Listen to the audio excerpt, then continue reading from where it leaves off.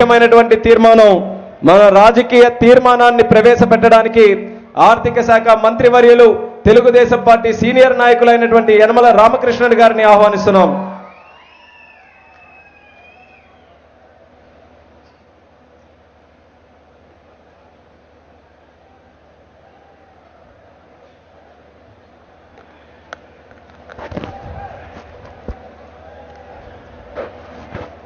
సభాధ్యక్షులకు,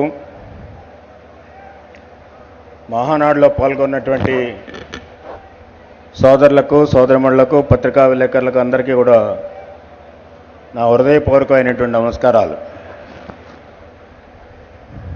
రాజకీయ తీర్మానం చాలా ప్రధానమైనటువంటి తీర్మానం. అయితే దీంట్లో మనం రాజకీయ పార్టీగా మనకు ప్రధానమైనటువంటి నాయకులు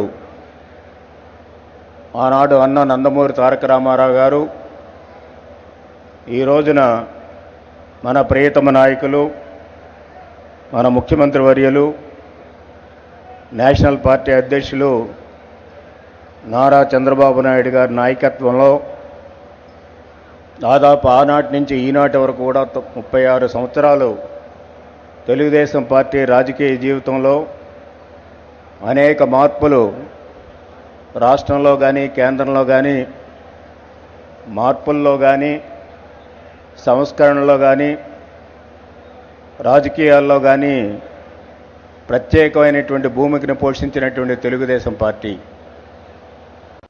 ఆ వివరాలన్నీ కూడా మీ ముందు ఉంచడం జరిగింది. ముఖ్యంగా రాజకీయ తీర్మానం కాబట్టి ముందునే ఇవ్వలేదు, కానీ ఇప్పుడు అందరికీ కూడా ఇది సర్క్యులేట్ చేస్తారు. ఆనాడు తెలుగుదేశం పార్టీ పెట్టడానికి ప్రధానమైనటువంటి కారణాలు మన అందరి స్పీచెస్లో కూడా విన్నాం.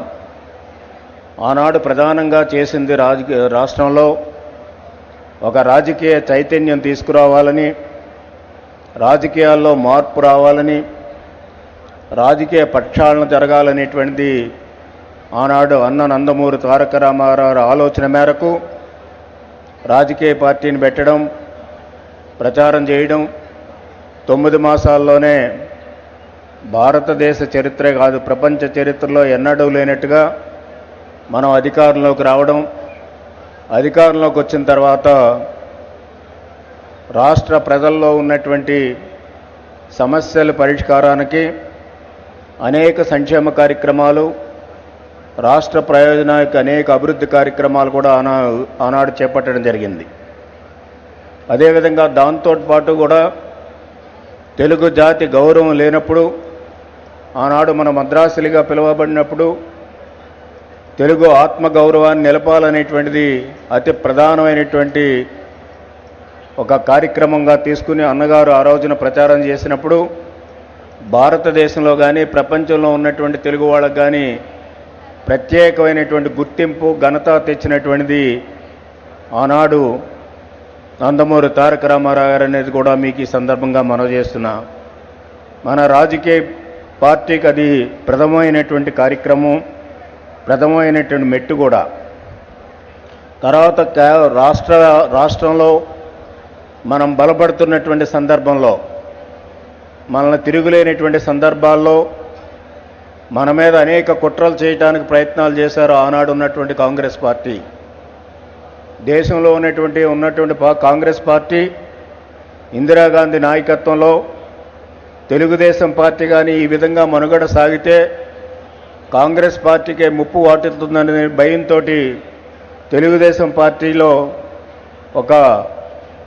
తెలుగుదేశం పార్టీ మీద కుట్ర చేయాలనేటువంటి ఆలోచన చేసి ఆనాడు 1984 సంవత్సరంలో ఎన్టీ రామారావు గారిని దింపడానికి కుట్ర పనినటువంటి సందర్భం మనందరికీ తెలుసు. ఆ సందర్భంగా రాష్ట్ర వ్యాప్తంగా, దేశవ్యాప్తంగా రాజకీయ పార్టీల్లో కానీ, ప్రజల్లో కానీ ఒక చైతన్యం వచ్చింది. ప్రజాస్వామ్యాన్ని రక్షించుకోవాలి, ఎన్టీఆర్ తెలుగుదేశం పార్టీని మళ్ళీ అధికారంలోకి తెచ్చుకోవాలనేటువంటి దేశవ్యాప్తంగా వచ్చినటువంటి ఒక ఉద్యమం. ఇది ఒక విధంగా చెప్పాలంటే రెండో ఉద్యమం. మొదట ఉద్యమం 82వ సంవత్సరంలో వస్తే రెండవ ఉద్యమం మళ్ళీ 84వ సంవత్సరంలోనే ఎన్టీ రామారావు గారిని దింపేసినప్పుడు చేసినటువంటి ఉద్యమం. ఆ ఉద్యమంలో దేశంలో ఉండేటువంటి మహానుభావులు పెద్ద నాయకులందరూ కూడా అన్ని నాన్ కాంగ్రెస్ పార్టీకి సంబంధించినటువంటి నాయకులందరూ కూడా దాంట్లోకి రావడం జరిగింది. ఆ విధంగా ప్రజాస్వామ్యాన్ని రక్షించుకున్నాం. అదొక మార్పుకి మన తెలుగుదేశం పార్టీ చేసినటువంటి అదొక ప్రధానమైనటువంటి అంశం. ఆ రోజున అప్పటికి చూసినట్లయితే భారతదేశంలో ఏ పార్టీ అధికారంలో ఆనాడు ఇందిరాగాంధీ గారి టైంలో ఆర్టికల్ 356ను ఉపయోగించి రాష్ట్ర పరిపాలనని ఎక్కడ పెట్టాలనుకుంటే అక్కడ పెట్టుకున్నటువంటి సందర్భాల్లో అదే పరిస్థితిలో మన రాష్ట్రంలో పెట్టాలి, ఎన్టీ రామారావు గారిని దింపేయాలని ప్రయత్నం చేస్తే ఆ ప్రయత్నం ఫలించలేనటువంటి సంఘటన అది ఒక్క తెలుగుదేశం పార్టీ యొక్క విధానం అనేది కూడా మీకు ఈ సందర్భంగా మనవి చేస్తూ ఉన్నాం. అంచేత ప్రజల్లో ఉండేటువంటి పార్టీగా ప్రజాస్వామ్యాన్ని కూలీ చేస్తున్నప్పుడు దానికి వ్యతిరేకంగా నిలబడినటువంటి పార్టీగా ఒక రాజకీయ చైతన్యం చేసినటువంటి పార్టీ భారతదేశంలో మొట్టమొదటిగా అనేది కూడా మీకు ఈ సందర్భంగా మనవి చేస్తున్నాం. అదేవిధంగా తర్వాత మనం సంఘటన చూస్తే తర్వాత అధికారంలోకి వచ్చిన తర్వాత కూడా అధికారంలో లేనప్పుడు కూడా మన దేశ రాజకీయాల్లో ప్రధానమైనటువంటి భూమికను పోషించాం. రాష్ట్ర రాజకీయాల్లో ఒక చైతన్యవంతమైనటువంటి జీవితాన్ని తీసుకురావడం జరిగింది, ఒక యువతను తీసుకురావడం జరిగింది, ఒక రాజకీయ ప్రక్షాళన చేయడం జరిగింది. అదేవిధంగా దేశంలో కూడా చూస్తే ఈ కాంగ్రెస్ పార్టీకి సరి అయినటువంటి గుణపాఠం చెప్పాలనేటువంటి ఉద్దేశంతో ఆ రోజున నేషనల్ స్థాయిలో అనేక కార్యక్రమాలు చేపట్టడం, మన విజయవాడలోనే కాన్క్లేవ్ పెట్టడం, విజయవాడ తర్వాత మద్రాసు, అదేవిధంగా జమ్మూ కాశ్మీర్ ఇటువంటి ప్రదేశాల్లో కాన్క్లేవ్స్ పెట్టి ఆనాడు నేషనల్ ఫ్రంట్ని ఏర్పాటు చేసినటువంటి ఘనత తెలుగుదేశం పార్టీది. ఆనాడు ఎన్టీ రామారావు గారిది. వారితో పాటు సమానంగా కృషి చేస్తున్నటువంటి ఆనాడు మన చంద్రబాబు నాయుడు గారిది అనేది కూడా మనం ఈ సందర్భంగా గుర్తు చేసుకోవాల్సినటువంటి అవసరం కూడా ఉంది. ఎంచేతంటే నేషనల్ పాలిటిక్స్లో అప్పటి వరకు కూడా ఎవరు కూడా కాంగ్రెస్కి వ్యతిరేకంగా పోరాడినటువంటి సందర్భం లేదు. అదేవిధంగా ఏదో కొద్ది కాలం జనతా పార్టీ వచ్చింది కానీ అది కూడా నిలవలేకపోయింది. అందుచేతనే ఒక నేషనల్ పార్టీగా ఒక మనం గుర్తింపు లేకపోయినప్పటికీ కూడా ఒక నేషనల్ పార్టీలో ప్రధాన భూమికను పోషించి నేషనల్ ఫ్రంట్ ఏర్పాటు చేసి దానికి కన్వీనర్గా మన నాయకుడు ఆనాటి నాయకుడిని కన్వీనర్గా పెట్టారు. ఆయన యొక్క నాయకత్వంలో కాంగ్రెస్ పార్టీని ఓడించి విపి సింగ్ గారిని ప్రధానమంత్రి చేసినటువంటి ఘనత కూడా మన తెలుగుదేశం పార్టీదే అనేది కూడా మీకు ఈ సందర్భంగా మనవి చేస్తున్నాం. అదేవిధంగా మనం చూస్తే అన్ని ఆనాడు యాంటీ కాంగ్రెస్ పార్టీలన్నీ కూడా ఒకే ప్లాట్ఫామ్ మీదకి వచ్చి ఈ కాంగ్రెస్ పార్టీ వల్ల ఈ దేశమే భ్రష్టు పడుతుందనేటువంటి ఉద్దేశంతో ఆనాడు కాంగ్రెస్ పార్టీని నేషనల్ లెవెల్లో ఢిల్లీ స్థాయిలో కోకటి వేళ్లతో పెరికివేసినటువంటి ఘనత అది ఒక్క తెలుగుదేశం పార్టీకే సాధ్యపడింది అనేది కూడా మీకు ఈ సందర్భంగా మనవి చేస్తున్నాం. అదేవిధంగా కాంగ్రెస్ పార్టీ అనేక కుతంత్రాలు పన్నింది, అనేక కుట్రలు పన్నింది. అదేవిధంగా తెలుగుదేశం పార్టీ ఎంచేతంటే భారతదేశంలో మనం అన్ని ఏ రీజనల్ పార్టీ చూసినప్పుడు కూడా ఆ ప్రాంతానికే పరిమితం అవడం, లేకపోతే కేంద్రంలో ఏదైతే కాంగ్రెస్ పార్టీ అప్పుడు అధికారంలో ఉందో వాళ్ళతోటి సయోధ్య పెట్టుకోవడం, వాళ్ళతోటే నడవడం జరిగింది తప్ప ఒకే ఒక పార్టీ భారతదేశంలో యాంటీ కాంగ్రెస్ పార్టీగా ఆనాడు ఈనాడు ఎప్పటికీ ఉండేటువంటి పార్టీ ఏదంటే ఒక్క తెలుగుదేశం పార్టీ అనేది కూడా మీకు ఈ సందర్భంగా మనవి చేస్తున్నాం. ఆ విధంగా చేశాం. అదేవిధంగా 2004లో ఎలక్షన్స్లో మనం చూసాం.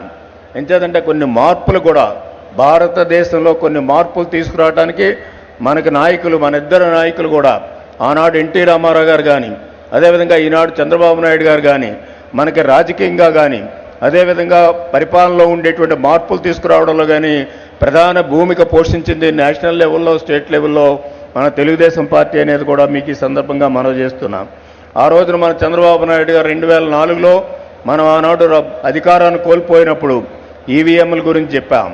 ఈవీఎంల వల్ల నష్టం వచ్చిందని చెప్పాం. మొట్టమొదటిగా రైజ్ చేసినటువంటి పార్టీ మన నాయకులు చంద్రబాబు నాయుడు గారు.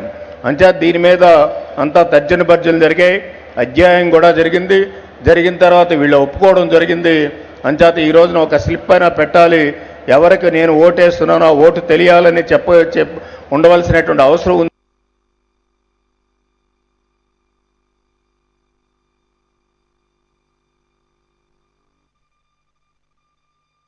ఎన్నికలు జరగటానికి నాంది పలికింది కూడా మన చంద్రబాబు నాయుడు గారు, మన తెలుగుదేశం పార్టీ అనేది కూడా మీకు ఈ సందర్భంగా మనవి చేస్తున్నాం. అదేవిధంగా ఈనాడు మోడీ గారు, ఈనాడు ఎలక్షన్స్లో మార్పు రావాలి. ఎంచేతంటే లోకల్ బాడీస్ ఎలక్షన్స్ ఒకసారి జరుగుతున్నాయి. అదేవిధంగా చట్టసభల ఎలక్షన్స్ ఒక్కో రాష్ట్రానికి ఒక్కొక్కప్పుడు జరుగుతున్నాయి. పార్లమెంట్ ఎలక్షన్స్ ఒక్కొక్కసారి ఒక్కొక్క విధంగా జరుగుతున్నాయి. అంచేత ఇన్ని ఎన్నికలు జరుగుతూ ఉంటే ప్రతి 6 నెలలకు ఒకసారి, సంవత్సరానికి ఒకసారి ఎన్నికలు జరగడం వల్ల దీనివల్ల ఇబ్బంది వస్తుంది. రాష్ట్ర ప్రజలు, దేశ ప్రజల యొక్క ఖర్చు పెరుగుతుంది. దీనివల్ల ప్రజాధనం దుర్వినియోగం అవుతుందనేటువంటి ఉద్దేశంతో మొత్తం దేశవ్యాప్తంగా అన్ని ఎన్నికలు ఒకేసారి జరగాలంటే మొట్టమొదటిగా అవునని చెప్పినటువంటి పార్టీ మన పార్టీ తెలుగుదేశం పార్టీ, మన నాయకులు అనేది కూడా మీకు ఈ సందర్భంగా మనం చేస్తున్నాం. ఈ విధంగా జరగడం వల్ల ప్రజాధనం దుర్వినియోగం కాదు, ప్రజాధనం పొదుపు చేసుకోవడానికి అవకాశం ఉంటుంది. ఆ ధనం మళ్ళీ ప్రజలకి, రాష్ట్రానికి, దేశానికి ఉపయోగించడానికి అవకాశం ఉంటుంది అనేటువంటి ఉద్దేశంతో అది ఒక్కటి కూడా మనం రావాలి కోరుకునేటువంటి పార్టీ. ఇదొక ఎన్నికల ప్రణాళికలో రావాల్సినటువంటి మార్పు, అడ్మినిస్ట్రేటివ్ ప్రణాళికలో రావాల్సినటువంటి మార్పు, అదేవిధంగా ఆర్థిక సంస్కరణలో రావాల్సినటువంటి మార్పులు. ఆర్థిక సంస్కరణలకు సంబంధించిన వరకు మనం చూస్తే ఇందాక మన నాయకులు చెప్పారు, సెకండ్ జనరేషన్ రిఫార్మ్స్ మనం చేపట్టాం. 1996లో ముఖ్యమంత్రి అవగానే సెకండ్ జనరేషన్ రిఫార్మ్స్ ఈ భారతదేశంలో మొట్టమొదటిగా చేసినటువంటిది మన ప్రభుత్వం, మన నాయకులు అనేది కూడా మీకు ఈ సందర్భంగా మనం చేస్తున్నాం. అదేవిధంగా మొన్న డిమానిటైజేషన్ ఇష్యూ వచ్చింది. అదేవిధంగా డిమానిటైజేషన్ కూడా ఎన్డీఏ ప్రభుత్వం తీసుకుంది. ఆ తీసుకున్న దాన్ని హర్షించింది, ఆహ్వానించింది మన తెలుగుదేశం పార్టీ అనేది కూడా మీకు ఈ సందర్భంగా మనం చేస్తున్నాం. దీన్ని ప్రధానంగా మనం హర్షించడానికి, ఆహ్వానించడానికి ఈ యొక్క అవినీతి నిర్మూలన జరగాలి, బ్లాక్ మనీ నిర్మూలన జరగాలి. భవిష్యత్తులో బ్లాక్ మనీ అంటూ ఉండకూడదు, ఇదంతా కూడా వైట్ మనీగా ఉండాలి. అంతా కూడా భారతదేశానికి ఇది బ్లాక్ మనీ వైట్ మనీగా కన్వర్ట్ అయినట్లయితే మనకు కొన్ని లక్షల కోట్ల రూపాయలు రెవెన్యూ వస్తుంది. దాంతో భారతదేశాన్ని అభివృద్ధి చేయొచ్చు, మన రాష్ట్రాన్ని అభివృద్ధి చేయొచ్చనే ఉద్దేశంతో ఈ కార్యక్రమం కూడా చేపట్టడం జరిగింది. ఈ మార్పుల్లో మన ప్రధానమైనటువంటి భూమికను పోషిస్తున్నాం. అదేవిధంగా మనం చూస్తే ఈ మధ్యన సుప్రీంకోర్టు కూడా జడ్జిమెంట్ ఇచ్చింది. ఎంచేతంటే రాజకీయ నాయకులు ఎవరైనా అవినీతి కేసుల్లో ఉన్నట్లయితే ఆ కేసులను 1 సంవత్సరం లోపలనే ఫాస్ట్ కోర్ట్స్ పెట్టి ఆ కోర్ట్స్ ద్వారా ఇవన్నీ కూడా పరిష్కరించవలసినటువంటి అవసరం ఉందన్నారు. దాన్ని కూడా మనం డిమాండ్ చేశాం, ఇప్పుడు కూడా డిమాండ్ చేస్తున్నాం. ఎవరైతే రాజకీయ నాయకులు అవినీతి పరులున్నారో, ఈనాడు ఛార్జ్ షీట్లు పడి ఉన్నాయో, ట్రయల్ కేసులు జరుగుతూ ఉన్నాయో, వాళ్ళందరూ కూడా మన రాష్ట్రానికే కాదు దేశవ్యాప్తంగా జరుగుతున్నటువంటి ఈ యొక్క అవినీతిని అరికట్టడానికి, అవినీతి పరుల రాజకీయాల్లో చలామణి కాకుండా ఉండటానికి దీన్ని కూడా మనం ఈ విషయాన్ని కూడా మనం సమర్థించాం. ఆ విధంగా ఎవరైతే ఛార్జ్ షీట్లో ఉన్నారో, అవినీతి పరులు ఉన్నారో వీళ్ళందరినీ శిక్షించవలసినటువంటి అవసరం ఉందనేటువంటిది కూడా తెలుగుదేశం పార్టీ యొక్క ఆలోచన అనేది కూడా మీకు ఈ సందర్భంగా మనవి చేస్తున్నాం. అదేవిధంగా మీడియాకి ఫ్రీడమ్ ఉంది, దాంట్లో ఎవరు కాదనడం లేదు. కానీ ఈ మధ్య మనం చూస్తే శాసన మండలి గురించి ఒక పేపర్ ప్రత్యేకంగా రాసి శాసన మండలిని, శాసనసభను అవమానించే విధంగా వాళ్ళు రాయడం అనేటువంటిది తగదు. దాన్ని కూడా తీవ్రంగా మనం ఖండిస్తున్నాం అనేది కూడా మీకు ఈ సందర్భంగా మనవి చేస్తున్నాం. అదేవిధంగా మనం బైఫర్కేషన్ మనం అనుకోలేదు. బైఫర్కేషన్లో అశాస్త్రీయంగా జరిగింది. ఇందాక మన వాళ్ళు ప్రజెంటేషన్ కూడా చేశారు. అంచేత దీంట్లో మనకి ఆనాడు బైఫర్కేషన్ జరిగినప్పుడు రీఆర్గనైజేషన్ యాక్ట్లో ఉన్నటువంటి అంశాలు కానీ, అదేవిధంగా ఆనాటి ప్రధానమంత్రి రాజ్యసభలో ఇచ్చినటువంటి వాగ్దానాలు కానీ ఇవన్నీ అమలు జరపవలసినటువంటి అవసరం ఉంది. అందుకనే మనం ఎన్డీఏలో భాగంగా ఉన్నాం కాబట్టి మనం కూడా వారు కొంతవరకు చేసేటువంటి కార్యక్రమాలన్నీ కూడా మనం అడుగుతూనే ఉన్నాం. మనకి రావాల్సినటువంటి వస్తూనే ఉన్నాయి. భవిష్యత్తులో కూడా మనం పర్సూ చేస్తూనే ఉంటాం అనేది కూడా మీకు ఈ సందర్భంగా ఈ యొక్క తీర్మానంలో పొందుపరచడం జరిగిందనేది కూడా మీకు ఈ సందర్భంగా మనవి చేస్తూ ఉన్నాం. అంచేత ఇటువంటి ఏదైతే ఉందో మనకు అదేవిధంగా రాజకీయంగా ఈనాడు చాలామంది చూస్తూ ఉన్నారు, ఎప్పుడు మనం బయటకు వచ్చేస్తామా ఎన్డీఏలో అని. బయట రావడం అనేటువంటిది కార్యక్రమం కాదు. ఈనాడు మన రాష్ట్రం విభజన జరిగిన తర్వాత మనం నష్టపోయి ఉన్నాం. ఆ నష్టపోయిన దాన్ని మనకి ఇతర రాష్ట్రాలతో పోల్చుకుని చూసుకున్నట్లయితే మనం పెర్ క్యాపిటల్ ఇన్కంలో చాలా లో లెవెల్లో ఉన్నాం. అంచేత మనం అంతా లెవెల్ ప్లేయింగ్ ఫీల్డ్ ఉండాలి. అందరం కూడా కలిసిమెలిసి మనం అభివృద్ధి చేసుకోవాల్సినటువంటి అవసరం ఉంది. ఈనాడు రాష్ట్రంలో అభివృద్ధి జరగాలంటే కేంద్రంలో ఉన్నటువంటి ప్రభుత్వం మనకు సహాయ సహకారాలు అందించాలి. అంచేత ఒకవైపు కేంద్రం నుంచి మనం ఆర్థికపరమైనటువంటి సహకారాలు అందించుకోవాలంటే మనం సత్సంబంధాలతో కూడా ఉండవలసినటువంటి అవసరం ఉంది. అంచేత మనం సత్సంబంధాలతో ఉంటూనే మన రాష్ట్ర ప్రజలకు రాష్ట్రానికి అన్ని రంగాల్లో మనం అభివృద్ధి చేసుకోవాల్సినటువంటి అవసరం ఉంది.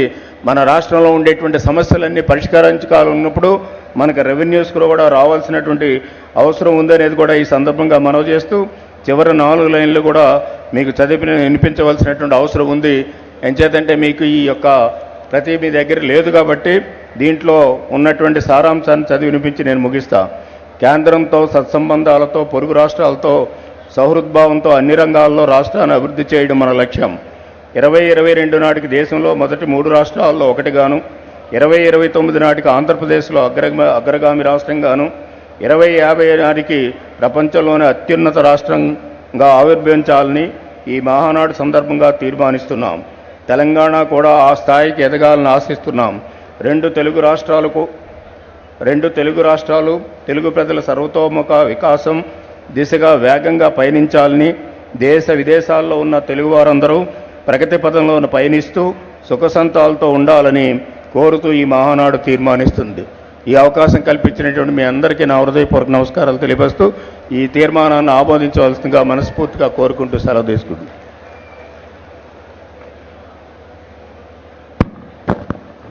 రామకృష్ణుడు గారికి ధన్యవాదాలు తెలియజేసుకుంటున్నాం.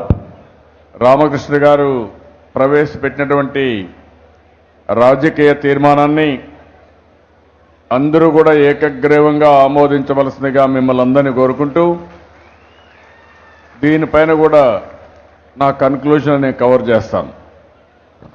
ఇప్పుడు తెలుగుదేశం పార్టీ జాతీయ అధ్యక్షుల వారి ఎన్నిక ప్రకటన చేయడానికి మన ఎన్నికల అధికారి పెద్దిరెడ్డి గారిని ఆహ్వానిస్తున్నాం.